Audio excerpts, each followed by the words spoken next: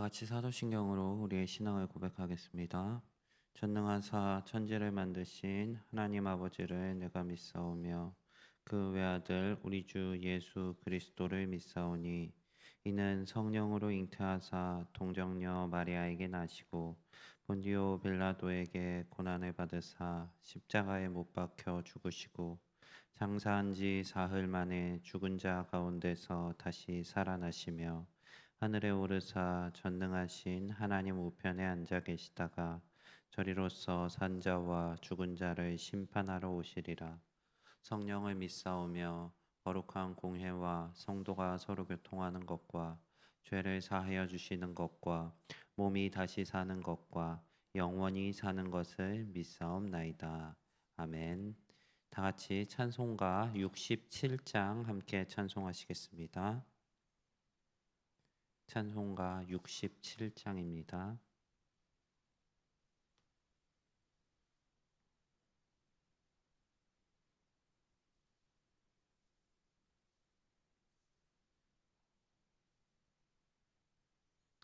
찬송가 67장 함께 찬송하겠습니다. 영광의 왕께 다 경배하며 그 크신 사랑 늘 찬송하라.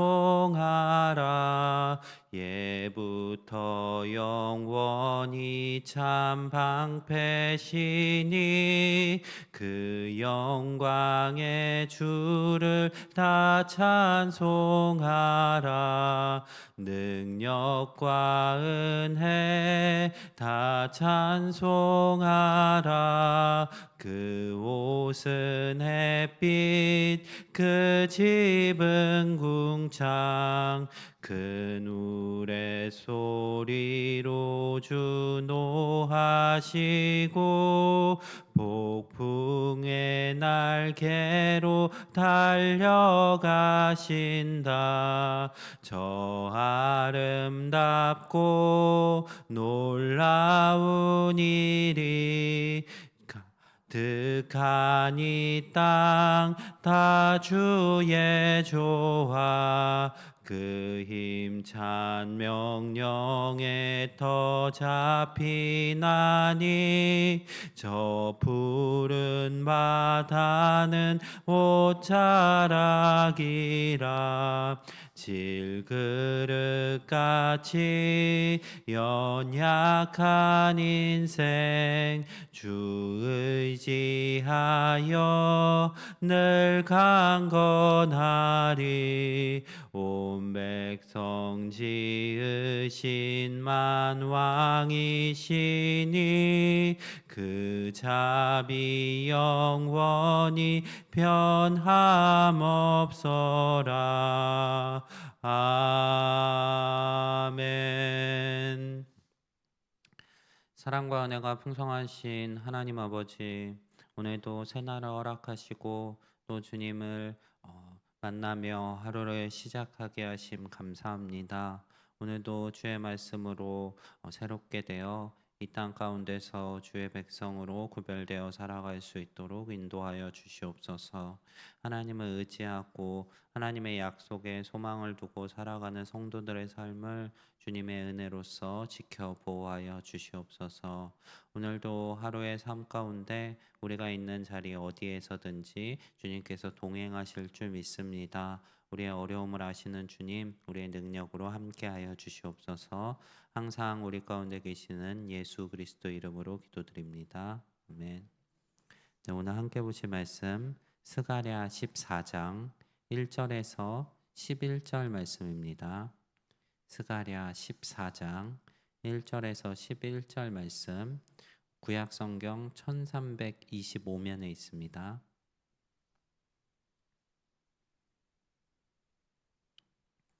스가랴 14장 1절부터 11절 말씀 한 절씩 교독하도록 하겠습니다. 여호와의 날이 이르리라. 그날에 내 재물이 약탈되어 내 가운데에서 나누어지리라. 예루살렘과 싸우게 하리니 성읍이 함락되어 약탈되며 부녀가 욕을 당하며 성읍 백성이 절반이나 사로잡혀 가려니와 남은 백성은 성읍에서 끊어지지 아니하리라. 그때 여호와께서 나가사 그 이방 나라들을 치시되 이왕의 전쟁 날에 싸운 것 같이 하시리라. 그날에 그의 밭이 예루살렘 앞 곧 동쪽 감람산에 서실 것이요 감람산은 그 가운데가 동서로 갈라져 매우 큰 골짜기가 되어서 산 절반은 북으로 절반은 남으로 옮기고 그 산 골짜기는 아셀까지 이를지라. 너희가 그 산 골짜기로 도망하되 유다 왕 우시야 때에 지진을 피하여 도망하던 것 같이 하리라. 나의 하나님 여호와께서 임하실 것이요 모든 거룩한 자들이 주와 함께 하리라. 그날에는 빛이 없겠고 광명한 것들이 떠날 것이라. 여호와께서 하시는 한 날이 있으리니 낮도 아니요 밤도 아니라 어두워 갈 때에 빛이 있으리로다. 그날에 생수가 예루살렘에서 솟아나서 절반은 동해로 절반은 서해로 흐를 것이라. 여름에도 겨울에도 그러하리라. 여호와께서 천하의 왕이 되시리니 그 날에는 여호와께서 홀로 한 분이실 것이요 그의 이름이 홀로 하나이실 것이라. 온 땅이 아라바같이 되되 게바에서 예루살렘 남쪽 림몬까지 이를 것이며 예루살렘이 높이 들려 그 본처에 이르리니 베냐민 문에서부터 첫 문차리와 성 모퉁이 문까지 또 하나넬 망대에서부터 왕의 포도주자는 곳까지리라. 함께 보겠습니다. 사람이 그 가운데에 살며 다시는 저주가 있지 아니하리니 예루살렘이 평안히 서리로다. 아멘. 오늘 본문은 스가랴서 마지막 장에 속하는 부분입니다. 이제 스가랴는 여호와의 날에 대해서 예언하고 있습니다. 여호와의 날은 선지서 전체의 큰 주제 중에 하나입니다. 여호와께서 임하실 그날, 여호와께서 예정하신 그 마지막 심판의 날을 의미하고 있습니다. 이 여호와의 날에 이루어질 일들을 보면 오늘 스가랴는 이스라엘 백성들에게 굉장히 안 좋은 소식을 전하는 것처럼 보입니다. 그들의 재물이 약탈당하고 또 이방 나라들이 모여서 예루살렘과 싸우고 성읍이 함락되며 가옥이 약탈되고 부녀가 욕을 당하며 백성 절반이 사로잡혀가는 것을 예언하고 있습니다. 지금 이 예언을 듣는 사람들이 누구인가를 기억해 보기 원합니다. 이 사람들은 이미 바벨론에게 한번 함락되고 포로로 잡혀갔다가 다시 돌아와서 성전을 재건하려는 사람들입니다. 스가랴는 앞서 1장, 2장을 통하여 여호와의 성전 재건 사업에 대해서 선포하고 또 그들에게 그 성전을 다시 지어서 하나님의 백성으로 거룩하게 될 것을 명령하였습니다. 그 상황 속에서 지금 성전이 다시 건축되는 상황 속에서 다시 한번 이 민족의 트라우마를 떠오르게 하는 선포를 하고 있는 것입니다. 바벨론에 의해서 도성이 파괴되었던 사건, 그들에게 큰 트라우마로 남아있는 이 사건, 공포스러운 사건을 다시 떠올리게 하면서 여호와의 날에 대하여 언급하고 있습니다. 이 백성이 다시는 당하고 싶지 않은 사건을 언급하고 있는데 지금 상황이 특별히 성전을 재건하고 있는 상황에서 이 예언이 선포되고 있습니다.